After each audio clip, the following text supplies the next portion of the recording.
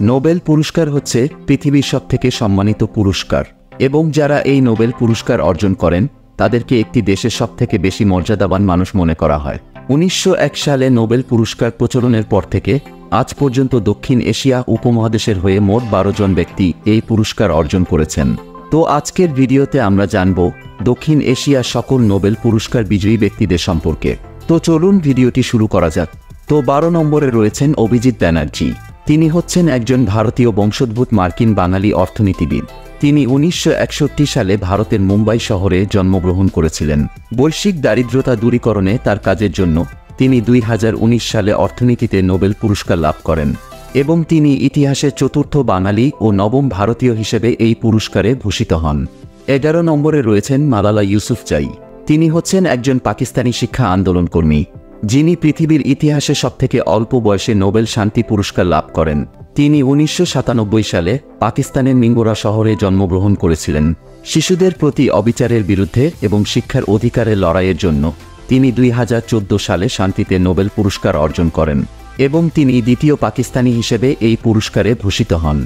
10 নম্বরে রয়েছেন কৈলাস সত্যার্থী। তিনি হচ্ছেন একজন বিশিষ্ট ভারতীয় শিশু অধিকার কর্মী, যিনি 1990-এর দশক থেকে ভারতে শিশু শ্রমের বিরুদ্ধে সক্রিয় ভূমিকা পালন করে আসছেন। তিনি 1958 সালে ভারতের মধ্যপ্রদেশের বিদিশায় জন্মগ্রহণ করেছিলেন। শিশু নির্যাতনের বিরুদ্ধে এবং তাদের শিক্ষার অধিকারের লড়াইয়ের জন্য তিনি 2014 সালে নোবেল শান্তি পুরস্কারে ভূষিত হন এবং তিনি 8ম ভারতীয় হিসেবে এই পুরস্কার অর্জন করেন। 9 নম্বরে রয়েছেন ভেঙ্কটরমন রামকৃষ্ণান। তিনি হচ্ছেন একজন ভারতীয় বংশোদ্ভূত মার্কিন ও ব্রিটিশ গাঠনিক জীববিজ্ঞানী। তিনি 1951 সালে ভারতের চিদাম্বরম শহরে জন্মগ্রহণ করেছিলেন। 2009 সালে তিনি 7ম ভারতীয় হিসেবে রসায়নে নোবেল পুরস্কার লাভ করেন। 8 নম্বরে রয়েছেন ডক্টর মুহাম্মদ ইউনুস। তিনি হচ্ছেন বর্তমান বাংলাদেশের অন্তর্বর্তীকালীন সরকারের প্রধান উপদেষ্টা এবং অর্থনীতিবিদ। ডক্টর ইউনুস 1940 সালে বাংলাদেশের চট্টগ্রাম জেলাতে জন্মগ্রহণ করেছিলেন। তিনি 2006 সালে একমাত্র বাংলাদেশি এবং ইতিহাসের তৃতীয় বাঙালি হিসেবে নোবেল শান্তি পুরস্কার অর্জন করেন। 7 নম্বরে রয়েছেন অমর্ত্য সেন। তিনি হচ্ছেন একজন ভারতীয় বাঙালি অর্থনীতিবিদ ও দার্শনিক।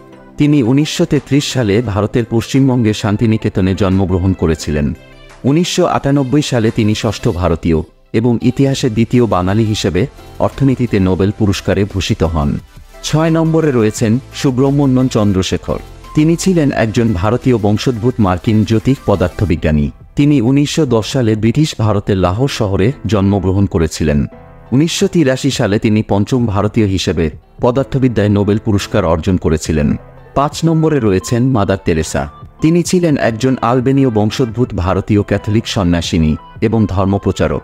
তিনি 1910 সালে আলবেনিয়াতে জন্মগ্রহণ করেছিলেন, তবে 1928 সালে তিনি খ্রিস্টান ধর্ম প্রচারের উদ্দেশ্যে ব্রিটিশ ভারতে আসেন এবং জীবনের বাকি অংশ তিনি ভারতেই থেকে যান। 1979 সালে তিনি চতুর্থ ভারতীয় হিসেবে শান্তিতে নোবেল পুরস্কার লাভ করেছিলেন। 4 নম্বরে রয়েছেন আব্দুস সালাম। তিনি ছিলেন একজন বিখ্যাত পাকিস্তানি পদার্থবিজ্ঞানী। তিনি 1926 সালে পাকিস্তানের পাঞ্জাব প্রদেশে জন্মগ্রহণ করেছিলেন। 1979 সালে তিনি প্রথম পাকিস্তানি হিসেবে পদার্থবিদ্যায় নোবেল পুরস্কার অর্জন করেন। 3 নম্বরে রয়েছেন হরগোবিন্দ খোরানা। তিনি ছিলেন একজন ভারতীয় বংশোদ্ভূত মার্কিন জীববিজ্ঞানী।